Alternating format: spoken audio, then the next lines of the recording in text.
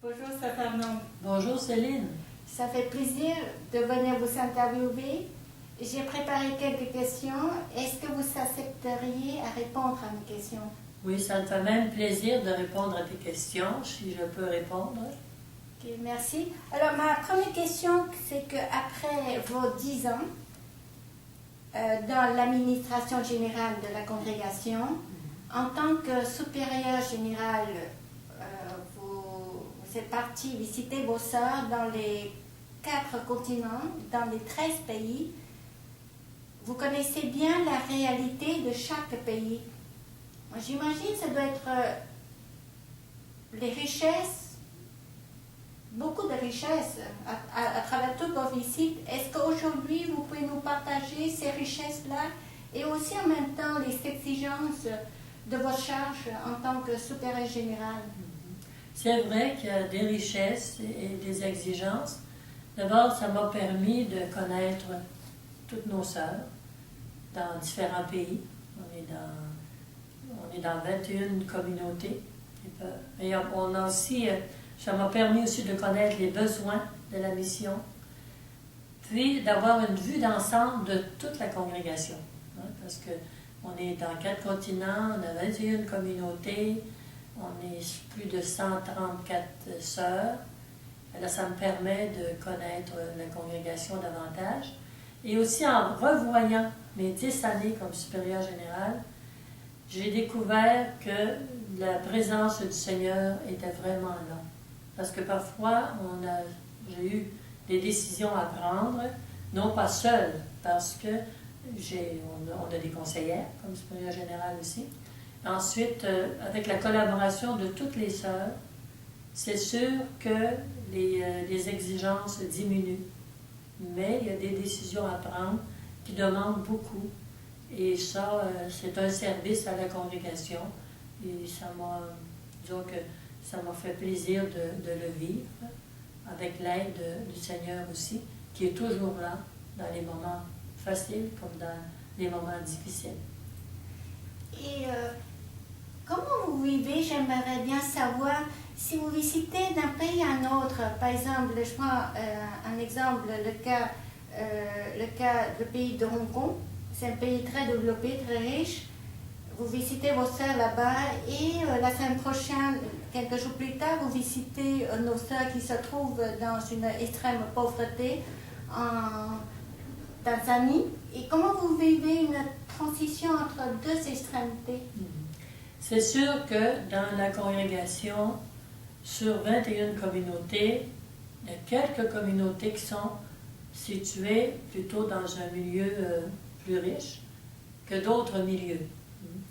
Mais je pense que chacune des communautés a des exigences. Si elle est dans un pays riche ou dans un milieu plus riche, l'une des exigences, c'est de ne pas succomber à la société de consommation, à rester simple et vivre simplement et pauvrement. Celles qui sont dans nos communautés, qui sont dans les milieux plutôt pauvres, bien, la vision ou la vue à chaque jour de familles qui souffrent de la pauvreté, qui ont peut-être seulement 2 fois la nourriture à manger par jour, 2 repas.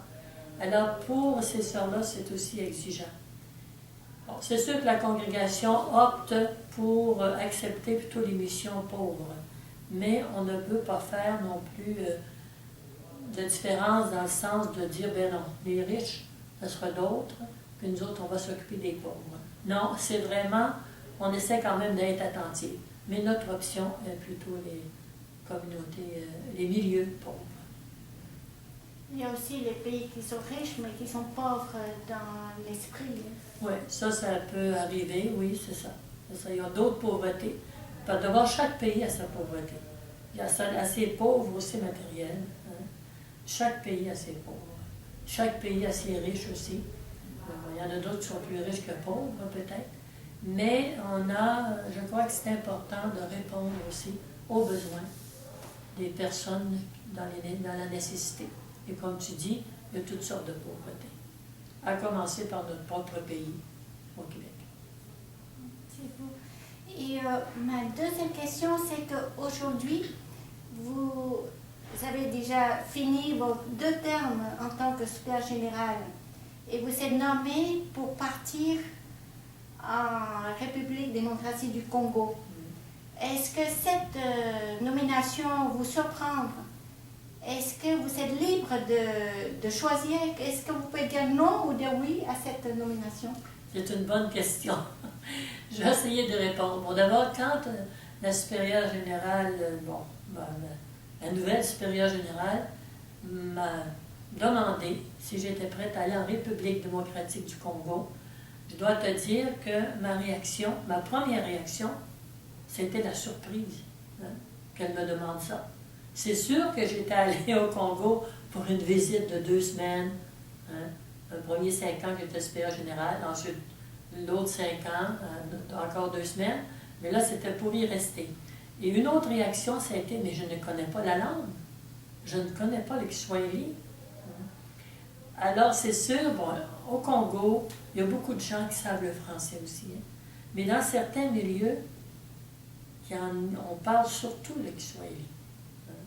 C'est normal, c'est la langue du pays. Le Lingala aussi. Alors le français, ceux qui ne sont pas allés à l'école longtemps, ne savent pas le français. Mais à bien y penser, après avoir réfléchi à tout ça, j'ai pensé à Saint-Pierre. Saint-Pierre, non? Hein? Quand il allait visiter d'une ville à l'autre, il ne savait pas toutes les langues. Alors, il avait demandé à un autre du pays de le traduire. Il y avait un traducteur avec lui. Alors, moi, je me dis, si je veux aller visiter les quartiers, et puis je me réalise que les gens ne connaissent pas beaucoup le français, hein, puis que j'aimerais, puis qu'eux autres aussi aimeraient partager, bien, j'aimerais quelqu'un pour traduire. On a des jeunes qui sont à la maison, qui sont congolaises, qui savent le Kiswahili, le Lingala, le français, et puis il y a d'autres personnes aussi, on connaît d'autres personnes aussi qui peuvent très bien nous accompagner dans ça, qui pourront très bien nous accompagner dans ça. Les autres, alors j'ai demandé même à la supérieure générale un temps de réflexion, de prière, de partage avec d'autres, mais je connaissais aussi le grand besoin du milieu. Et puis, pour essayer, c'est pourquoi ce temps que j'ai demandé, c'est pour essayer de découvrir davantage qu'est-ce que le Seigneur veut, la volonté de Dieu. Et après, bon, après avoir passé cette étape-là, j'ai choisi à dire mon oui, un oui libre à la supérieure générale. Hein. Ça ne veut pas dire que je n'ai pas de défis à relever, mais je sais que je n'avais aucune raison grave de dire non. Et pour moi, c'est comme ça que j'ai découvert que le Seigneur m'appelait à ça. C'est beau. Alors votre oui, c'est un oui libre. Oui. Même, j'ai entendu quelques défis que vous avez cités, comme la langue, la difficulté de langue. Justement, je voudrais vous demander, est-ce qu'il y a les autres défis face à cette nomination? Et tous ces défis, s'il y en a, si vous pouvez me donner, et est-ce que ça vous fait peur de partir? Est-ce que vous êtes préoccupé face à ces défis-là? D'abord, pour avoir des défis, il y en a quelques-uns. Je sais bien, la malaria guette presque toutes les personnes, pas seulement les missionnaires, mais les gens du pays. Je pourrais dire que on dit la maladie me guette, mais c'est les moustiques qui me guettent aussi. Hein? C'est la moustique qui donne, c'est le moustique qui donne la malaria. Il y a une grande chaleur aussi, la chaleur est très intense. Ça, c'est une de nos sœurs congolaises qui me l'a dit. Je me prépare, il fait très chaud. Et c'est sûr que quand il fait chaud, mon ardeur, mon rendement diminue. Et bon, on parle aussi de guerre dans le pays. Mais c'est sûr que la guerre n'est pas dans le milieu où je vais, moi, là. Mais c'est la guerre dans le pays. Alors, c'est une raison de plus pour prier pour ces gens qui souffrent. Et ensuite, parfois, il manque d'électricité, il manque d'eau. Manquer d'électricité, c'est pas trop pire, mais manquer d'eau, c'est plus important pour moi. Mais ça aussi, ça s'améliore avec le temps aussi. Hein. Il y a la grande pauvreté aussi. J'ai déjà vécu dans un autre pays où il y avait de la pauvreté. Mais puis quand on voit la pauvreté chaque jour, la pauvreté des familles, des personnes, c'est assez exigeant. C'est assez exigeant de voir la pauvreté qui nous entoure. On essaie avec eux de trouver des moyens pour dépasser cette situation, mais c'est pas si simple qu'à tourner des milliers. Ensuite, la question de mon âge. Disons que j'ai une bonne santé, mais je ne suis pas jeune. Je ne dirais pas mon âge, là. Dans tous les cas, je ne suis pas jeune. Mais ces défis-là ne me font pas peur. Je ne peux pas dire que ça me fait peur. Non, non. Mais je sais que j'aurai à les surmonter, que j'aurai à y faire face, puis à les surmonter. Mais je me dis, je me suis dit ça toute ma vie, si le Seigneur me demande ça, il va me donner ce qu'il faut. Puis ensuite, où je m'en vais, je connais, on a 4 sœurs qui sont là, je les connais. Hein? Je les connais, je les ai déjà vues, ça va me permettre de mieux les connaître aussi. Puis ensuite, les gens aiment beaucoup les religieuses aussi, aiment beaucoup les missionnaires. Alors ça aussi, c'est un atout important. Alors les défis, comme tu me la question que tu me posais, ces défis-là ne me font pas peur, mais j'en suis bien consciente. Ce qui, quand on part pour la première fois dans un pays ou dans un autre pays, on n'a pas peut-être tout. Mais là, moi, je les vois plus parce que je suis allée 2 semaines durant 5 ans, puis 2 semaines durant un autre 5 ans. Nos sœurs en parlent aussi, mais ça ne me fait pas peur. Alors, malgré les défis que vous avez cités, j'aimerais bien savoir qu'est-ce qui vous motive de dire oui et un oui libre. Et ensuite, comment vous préparez de passer une étape à l'autre, c'est-à-dire de passer du service en tant que supérieur général à la mission en République démocratique du Congo, d'une étape à une autre? Oui, bien disons que quand je suis entrée au couvent, sans vouloir dire mon âge, je suis entrée en 1962. Hein? Alors je suis partie, j'ai décidé d'être religieuse missionnaire de Notre-Dame-des-Anges avec le désir de partir en pays lointain. Parce que toutes nos sœurs partent en pays lointain. C'est une congrégation essentiellement missionnaire. Et puis, ça c'est en 1962. Maintenant, on est en 2013. Et cet appel est encore là. Ça ne veut pas dire que ce départ-là, ça ne veut pas dire que je suis indifférente je ne sais pas, mon pays qui est le Québec, le Canada, que je suis indifférente à laisser ma famille. J'ai une de mes soeurs qui est malade. Ensuite, il y a aussi nos amis, mes amis, le confort. Même si je n'ai pas tant de confort que ça ici, là, dans la congrégation, mais il y en a du confort. Quand on pense aux autres ou dans certains pays. Hein. Alors ça, c'est sûr que moi, ça n'enlève pas l'appel qui est à l'intérieur. L'appel est fort. C'est un appel qui est depuis mon enfance, je pense. Parce que, puis ensuite, aller en Afrique aussi. Parce que quand j'étais enfant, quand je voyais, enfant ou adolescent, quand je voyais un film du peuple africain, je vibrais vraiment à ces films-là. Il y avait comme une joie. Hein? Et puis, je réalise aussi que mes sœurs qui sont du continent africain, je les aime aussi, je les apprécie. Les gens, les immigrants qui sont ici, qui viennent assez souvent à la maison. Ensuite, les gens qu'on rencontre qui sont de race africaine, pour moi, je me sens à l'aise avec eux et avec elles. Je pense que ce sont des atouts en nous, c'est naturel. Alors, disons que c'est un appel, mais en même temps un appel de longue date et qui se continue. Et aussi, mais j'ai du mal à comprendre, vous qui étiez supérieur général 10 ans, et là vous partez comme une sœur, une missionnaire normale comme parmi nous, une étape, un changement assez grand quand même de cette étape, comment vous préparez ça?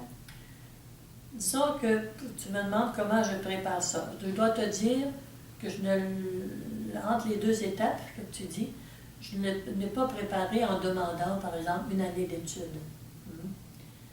Je ne sentais pas ce besoin-là.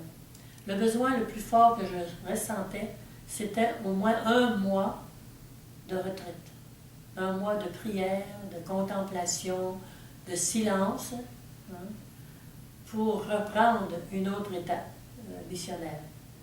Bon, c'est sûr que comme mes 10 années du supérieur général, on a beaucoup de sessions, on a beaucoup des sessions soit ici, soit dans d'autres pays, et je suis allée visiter toutes nos missions aussi. On a beaucoup de richesses accumulées aussi, avec tout ce temps-là. Alors, des fois, c'est peut-être le temps, pour moi, c'était un temps nécessaire, c'était un temps de prière, de contemplation, de silence, de calme, où tu as seulement à prier. Tu n'as pas d'autre responsabilité que prier. Puis lire la Bible, approfondir la Bible, c'est ça. Mon temps de préparation, c'est plutôt la vie qui me l'a procuré. C'est pas des grandes études. Au moins, entre les deux étapes. Alors, ça veut dire que tout vient naturellement. Oui. En vivant notre vocation, que vous soyez supérieur général, que vous soyez une parmi nous, une missionnaire qui part en pays, tout vient naturellement. C'est sûr que, comme tu dis, quand on est supérieur général, on a un peu eu conscience de tout ce qui se vit dans la congrégation. Ensuite, la communauté où je vis, c'est sûr que c'est une grande communauté, la Maison Mère. Que le conseil général, on était une communauté de 5, mais dans la grande maison. Alors, de m'en aller dans une petite mission où il y a 4 sœurs présentement, et je serai la 5e. Et on a une seule communauté dans le pays. Ça aussi, je ne l'ai pas mentionné comme défi, mais ça va être probablement un défi, parce que j'ai toujours vécu dans des communautés où il y avait 8, 10, 15 sœurs. Et ici, on est au-dessus de 50. Alors là, tomber dans une petite communauté de 5, c'est sûr que ça va être un défi, mais de toute façon, ça ne peut pas dire que ça me préoccupe. Au fur et à mesure, je verrai. C'est beau. Je suis convaincue de partir aussi, si je peux aller avec vous. Mais... Et la dernière question, c'est que je vous ai écouté, j'ai découvert, oui, il y a les défis, mais aussi il y a beaucoup de force, la force de votre appel, vos prières, le silence, tout ça. Aujourd'hui, est-ce que vous pouvez donner un mot d'encouragement à nos jeunes qui viennent juste finir leur formation et qui seront envoyés aussi pour la première fois de quitter leur pays pour partir en mission pour la première fois? Vous pouvez leur donner un mot d'encouragement? Disons que pour ceux qui vont partir, puis ceux qui ne partiront pas, moi, c'est un désir que j'ai toujours vécu, je pense. Je me disais, quand je regarde nos jeunes, quand je regarde les jeunes, là, vous êtes plein de générosité, plein de dynamisme, plein de désir d'être heureux. Et quelques-uns cherchent en toutes sortes de choses et ils ne trouvent pas le bonheur. Ils-mêmes, ils sont des fois de plus en plus malheureux. Moi, le goût que j'ai de dire aux jeunes, c'est de savoir que déjà Jésus-Christ les cherche. Et que de chercher, eux et elles, de se mettre à la recherche de Jésus-Christ. Lui seul peut combler le vide intérieur. Lui seul peut combler leur désir d'être heureux. Qui ne désire pas être heureux? Toi, désires-tu être heureuse? Bien sûr. Ben, moi aussi. On n'a pas du même âge, tu es beaucoup plus jeune que moi. Mais le désir d'être heureux, c'est toute personne qui le désire. Puis je me dis, moi, d'après moi, seul Jésus-Christ peut nous rendre heureux. Et lui nous envoie vers les autres aussi. Des fois, peut-être qu'on ne le connaît pas beaucoup, mais lui nous envoie vers les autres. Pourquoi que tant de gens tant de jeunes qui veulent aller vers les autres. Et quand ils font, par exemple, du bénévolat, ou qui vont aider des pauvres, des enfants, d'accompagner des groupes, hein, ils sortent de là heureux. Alors, Jésus-Christ se présente sous différents visages aussi. Hein. Alors, vraiment, c'est de cette rencontre, moi je souhaite à tous les jeunes cette rencontre de Jésus-Christ, qui lui les envoie vers les autres, que ce soit les autres de mon voisinage, les autres de ma famille, ou bien les autres qui sont plus loin, dans un autre pays. Se peut. Hein. Il y a beaucoup de jeunes qui vont aussi dans d'autres pays pour donner de leur temps. Alors c'est ça que je leur souhaite. Je leur souhaite d'être heureux.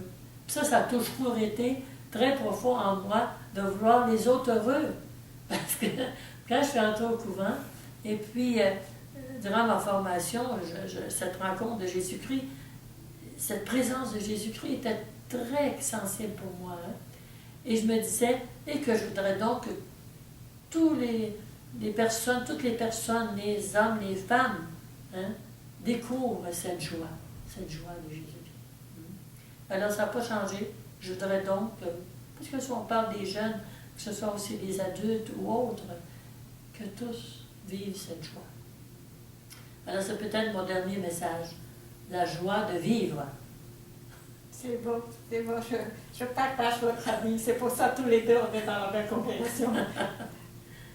Merci beaucoup de partager, c'est précieux, le conseil, le mot d'encouragement.